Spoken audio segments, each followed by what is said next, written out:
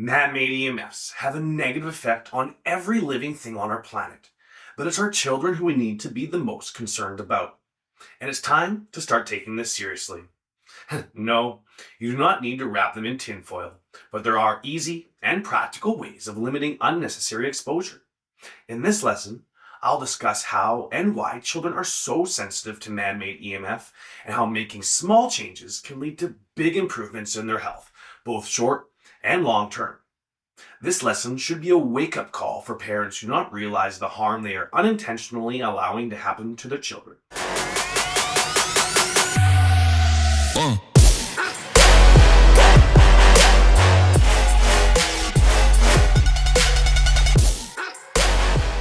If you're over the age of 30, just think about how much the electrification of the planet has increased since you were a kid.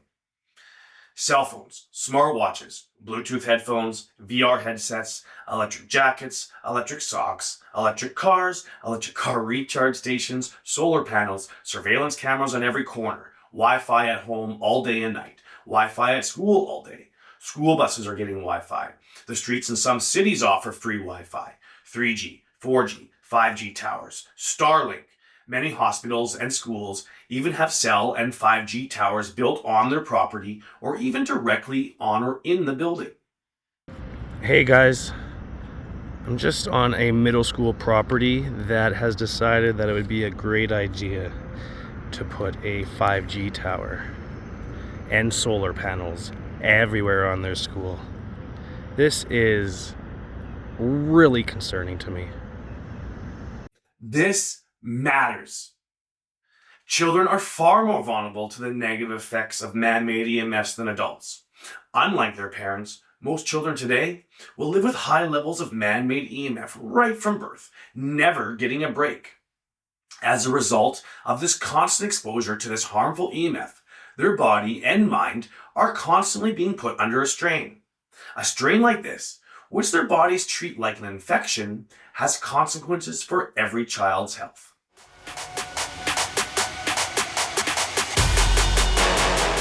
Children have higher body water content than an adult, causing them to absorb more EMF. Children's skulls are thinner, reducing the protection their brain receives.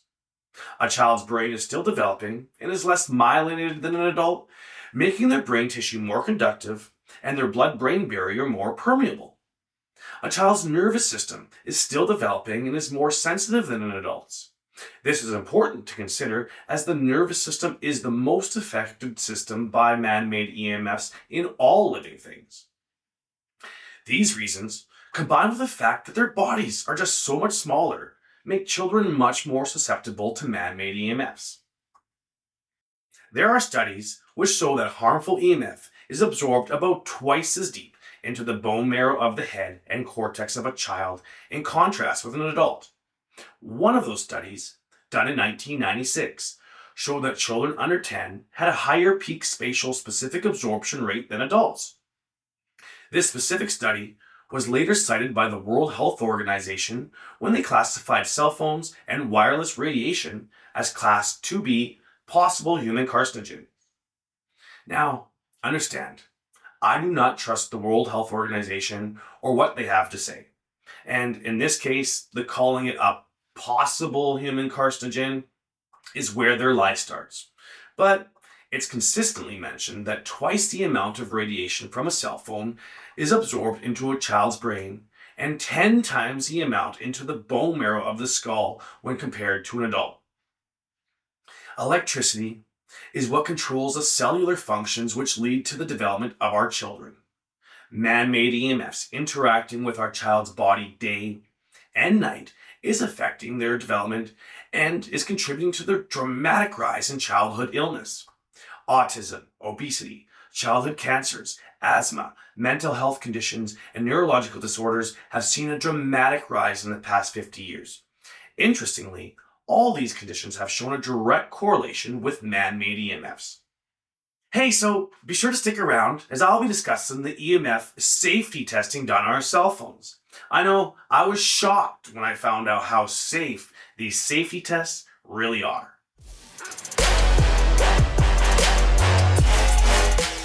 So as you can imagine, I've been doing a ton of research, and I've managed to find several studies showing that even before a baby takes its first unassisted breath, man-made EMFs can already be affecting its well-being.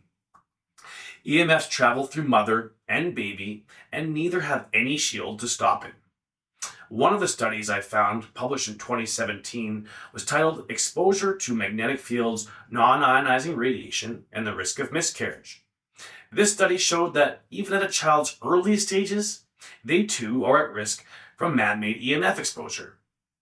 This study focused on the magnetic fields 913 pregnant women were exposed to daily.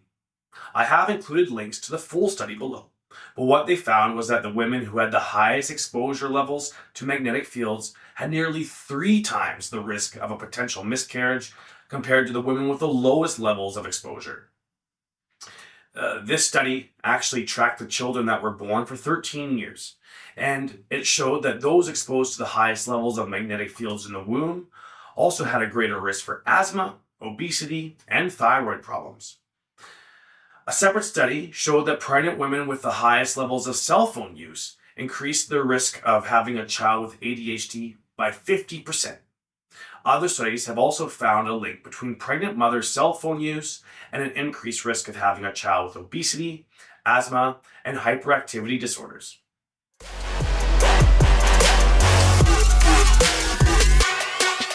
Once born, things don't get any easier for a child's developing body and mind. From the hospital to their crib, man-made EMFs remain extremely high.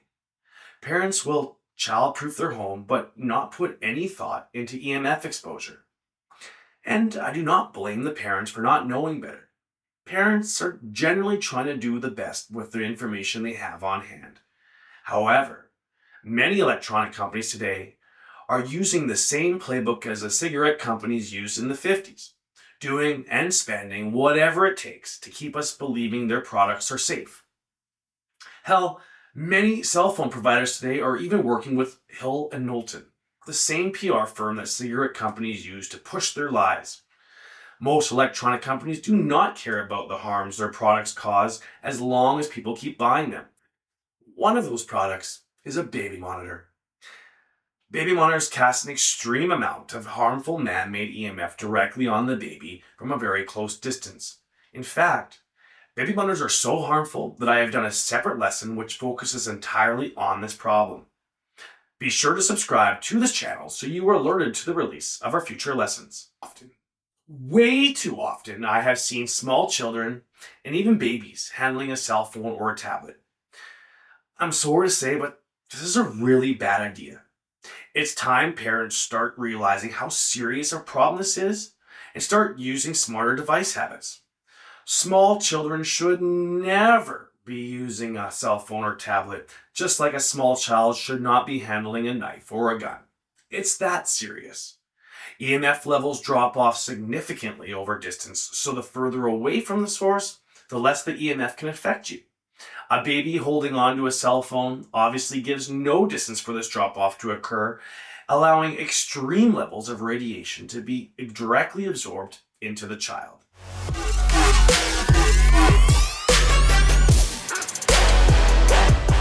One of the reasons parents and people in general may not be taking EMF exposure seriously enough is because they believe their devices have been tested for safety. And yes, cell phones and many other electronic devices are tested for the radiation or EMF that they generate. You may remember hearing that in 2023, France halted the sale of iPhone 12s as they breached the European radiation exposure limits. First thing you should know is that these exposure limits are set so high that they aren't protecting anyone. North America's exposure limits are set at nearly twice as high as most European countries, which are already ridiculously high. Second thing you should know is these safety tests are basically useless. They only test for short-term thermal effects with a measurement called specific absorption rate. These tests miss so many biological factors and do not measure changes at a cellular level, which is where the damage occurs. Compounding the problem, none of these safety tests have ever been done using a child. In fact, cell phone companies use a SAM, a specific anthropomorphic mannequin, for testing radiation. This SAM mimics the physiology of a 6'2", 200-pound man. Physiology that represents roughly only about 3% of all cell phone users. Cell phone providers have also written into their user manuals that you should not hold your cell phone directly against your head. This way, when people are diagnosed with brain cancer, they can't sue the cell phone provider because, well, they were warned. But honestly, when was the last time you read a cell phone's user manual? Did you know it says this? Probably not. I even found articles in the past where Apple has stated that iPhone users should not carry their phones on their body at all. Another problem with these safety tests is that not one has ever been done on an adult, child, or even lab animal that considers the truly massive amount of EMF we are exposed to every day. Even the studies I refer to, they are finding negative health consequences created by EMFs with significantly less exposure than most of us are experiencing every day.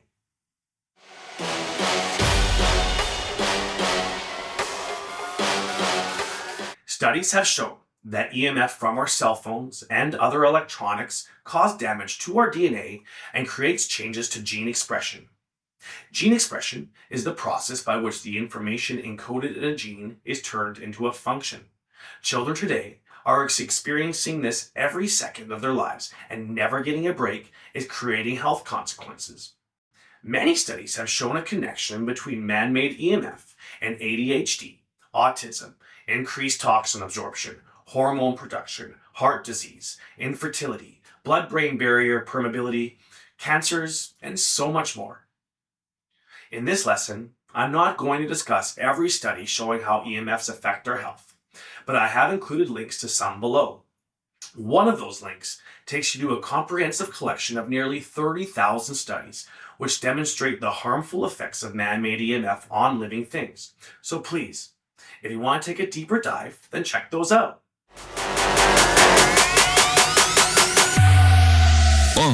First thing to be done is to start making people more aware of the health risks associated with man-made EMF. There is simply too much research surrounding this to simply ignore its impact on all living things. A good place to start would be the Bio-Initiative report, which you can find in the links below. This report was prepared by 29 authors from 10 different countries, 10 holding medical degrees, 21 with PhDs, and 3 with a Master's of Science or Master's of Public Health. This report will show you that the health concerns surrounding man-made EMFs is not a new issue. Many scientists and doctors around the world are aware of this truth, but big tech and the powers to be do everything they can to keep us unaware and misinformed. It's up to us, the people, to get this information out there and protect our children. Now look, I don't think we should be going back to the dark ages, but I do feel like we need better habits when it comes to using electronics, especially our children.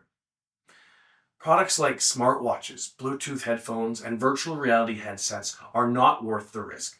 These devices are connected directly to the user and create a huge amount of harmful EMF. In my opinion, our children, especially when young, should not be using those devices at all. Cell phones, which are likely the biggest creator of man-made EMF in our lives, should be held off on giving to our children for as long as possible, at least until they're a teenager, but the longer the better. They may not like it or understand it, but trust me, their body and minds will appreciate it. Thank you for spending this time with me today, and be sure to check out my video on baby monitors. It is important that we do not unnecessarily increase our children's exposure to man-made EMFs. If society can start making these minor changes, I'm sure our children will see a healthier future.